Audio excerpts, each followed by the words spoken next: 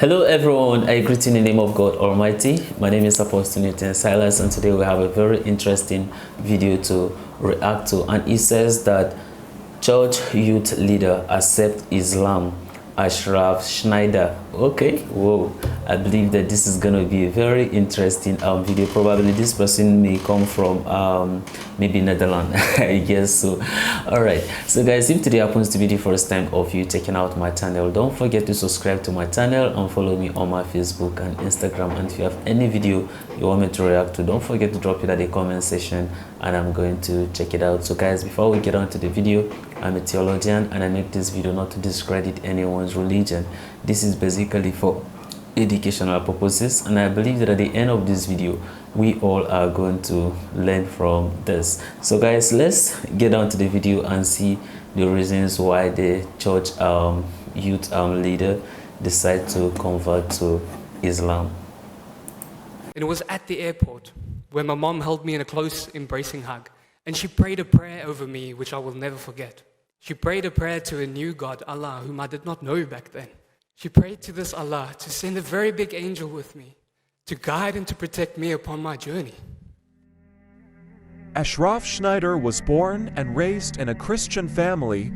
Since childhood, he was taught a lot about the stories of the prophets. Plus, his father was a pastor, so since childhood, it has been embedded in him to follow in his father's footsteps and become an influential person in the church. I was born and raised in a Christian family. My father was the pastor of our church, my mother a beautiful singer within the choir. From a very young age, I've been nurtured by the names of the prophets, from Abraham and his sons to Noah upon his ship, Moses with his remarkable courage to guide his people to safety. It was from this very young age that I was met with a burning desire to follow in my father's footsteps, to become a religious leader. And so, I dedicated myself to this cause, and I soon acquired a platform upon which I could share my passion for God. As an adult around the age of 20, Schneider became an influential person in the church where he lived. He became the youth leader of the church. His independence emerged and he tried to delve into Christianity as much as he could, but at the same time, many questions arose in his mind. He asked the church leaders there at the time, but they could not answer his questions. And as my independence grew, religious freedom took hold. I started asking questions to my religious leaders which were often left unanswered. It was during this time that my mother also started reading more regarding Islam, and she eventually embraced Islam. What happened upon her journey is that she wanted to write an article for a local magazine regarding Hajj. And so she approached a Muslim man to write this article for her. So she took it upon herself to start composing this article. And as she studied more regarding Islam, she fell in love with this beautiful religion. When his mother converted to Islam, he was very disappointed with her decision, but he still loved her. As a church missionary, of course, he opposed his mother wanting to write an article on Hajj. They often argued about religion, but he could not stop his mother from making up her mind. He looked for other ways, and when he gathered with the church youth group at his home, he always turned up the volume of the music in his house in the hope that his mother would convert back to Christianity. But I still remember during this time that whenever we would have youth group and we would do praise and worship in our house, I would turn up the music just a little bit louder to try and call it back to Christianity. He did many things to bring his mom back to Christianity, but still failed. He felt unworthy to be a church youth leader because he had a Muslim mother. Because of this feeling of failure, his faith in the church began to wane and he decided to look for another job. He flew to Australia to become a photographer and marketing person on a Royal Caribbean cruise ship. Before leaving for Australia, at the airport, his mother hugged him while praying for Allah to send angels to protect him on his journey. And it was at the airport where my mom held me in a close embracing hug, and she prayed a prayer over me which I will never forget. She prayed a prayer to a new God, Allah, whom I did not know back then. She prayed to this Allah to send a very big angel with me to guide and to protect me upon my journey. Besides praying to Allah, unbeknownst to him, his mother put an Al-Quran in his suitcase. Arriving in Australia, he opened his suitcase and saw a Quran that was already there. He also saw a message left by his mother in the suitcase. And so I left for my flight and I landed in Australia and I got onto my ship and I opened up my bag and I realized that my mommy had left me with more than just a prayer. She left me with a copy of the Holy Quran. And it's on the very first page of this book that she wrote a little note and she said that if ever I want to debate against Muslims one day, I need to understand what they believe. I need to know where they come from. What is their history? And so that makes sense to me. And with the love that I have for my mom within my heart, I dedicated myself to reading at least one page every evening. One page soon turned into two, two into three, and I found myself completing the Quran from cover to cover. After reading the Quran until the end, he felt torn apart. His soul and body seemed to get a miracle.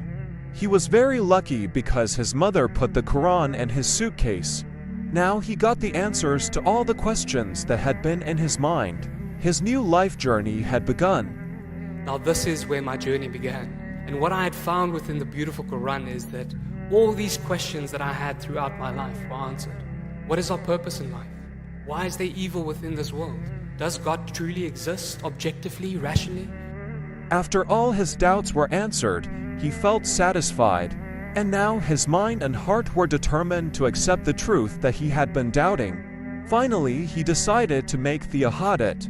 It was as if I've been reading a new revelation, as all these truths came to me and inspired within me the ability to wholeheartedly make my kalima and say that La ilaha illallah Muhammad Rasulullah, that there is no God worthy of worship except for Allah subhanahu wa ta'ala, and that Muhammad, peace be upon him, is his messenger. Wow, that's a very interesting video learning about the decision this young church youth leader took upon himself. One thing I like about this video is what the mother wrote for him in the first page of the Quran, that in case one day you want to argue with the Muslim, it's a good thing for you to understand what they worship and then what they also do before you can engage them. I think that was one of the building blocks that helped this young man into becoming Islam, because when he went on the journey, and then of course he have to remember the last thing his mom, you understand, says to him, aside from the prayers she prayed to him, to this new God, in according to the video. But that helps him to be able to make his own research and begin to read the Quran about some of the doubting questions, of course, he has been going through, and before you know it, he was able to convert to Islam. And that's why I've always said that it will be a good thing. I know that it's not everyone who will be fortunate enough to go to some of these religious school and all that. Some people feels very comfortable just being member of the church, and then that's it for them. They just come to church, they pray, and then they leave, and that's it. But it's not everyone, you understand, who will take upon himself to go and study further. For instance, to go to either the Bible college and all that, to study further, to understand more about religion. It's not everyone that do that. But then I feel it will be a good thing that, since it's not everyone that can be able to go to either school of theology and all that to learn about religion or even other people's religion, then I feel like, because when you look at it, and if we want to be honest with ourselves, you'll bear with me that there's a lot of convert of Christian to Islam. Even priests, you understand, a lot of priests, you understand, are doing it all over the world. I will not just say it's something that happened only in the American or either in Europe or in Africa. It's something that happened all over, or even the Asia itself. Now, all these things is happening, but then I feel that probably it will be a good thing for us, maybe in one of our service in the church, for us to introduce this Islam to the people and make them understand that this is what Islam is all about, and then to also make them understand that Islam take Jesus Christ as a messenger and not as God, for them to understand some of these things and then explain in depth about the Trinity, the oneness of God, and how God manifests itself in three personality. We should be able to like explain this very thing to them in depthly, and not just explaining it for them to be able to understand what we are saying. And then this whole concept about Christianity, it will be a good thing for the people to know. Else otherwise, once you understand, some of these Christians have engagement with Muslim and they begin to show them some of those things, you understand, in the Quran, and then at that point in time they begin to feel, because like I've always said in my video, that a lot of Christians, or more than 50% of Christians, think that Muhammad is a god in Islam, and not that Prophet Muhammad is a messenger. So a lot of people don't know. They used to think, because me too, I used to think like that, not until I was fortunate enough to go to School of Theology. That's when I learned about all those things. I got to realize that Prophet Muhammad is a messenger and not a god, because before I used to think he's a god. So imagine that all these things is being taught in the church to the point that people could be able to like understand the differences, that it will not be, you understand, a surprising thing to people. But if we fail to do so, and of course it's really affecting a lot, and then we also need to work on some of the doctrine we are doing, because some of the doctrine is really affecting. For instance, we could talk about, understand, this gay right and all those things, and then modesty in dressing and a lot. I think we need to amend some of these things because they are really affecting. So we need to, there will be a need, you understand, for the leaders to what?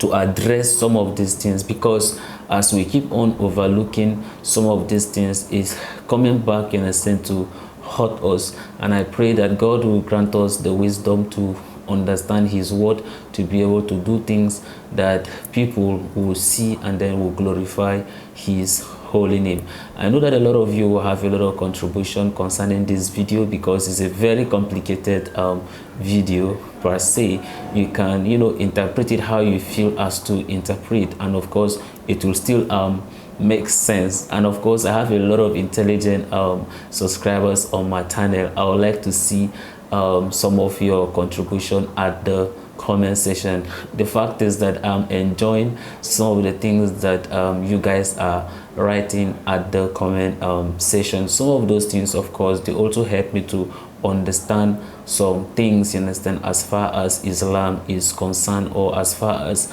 Christianity is concerned. So I will not say that don't. Of course, those things help me to grow. It helped me to make more research, because when you look at it, some people always even make references, and then therefore they'll make their contribution, also drop a Quranic verse and all those things to explain whatever they are trying to educate me about. And I'm all learning, right? I'm all very grateful to you all. And as you enjoyed the video, don't forget to also share for other people to be blessed by this video. So guys, this is the end of my video. If you like my reaction, you should like, share and subscribe. And if you have any video you want me to react to, don't forget to drop it at the comment section and I'm going to check it out. So guys, you remain blessed, and bye bye.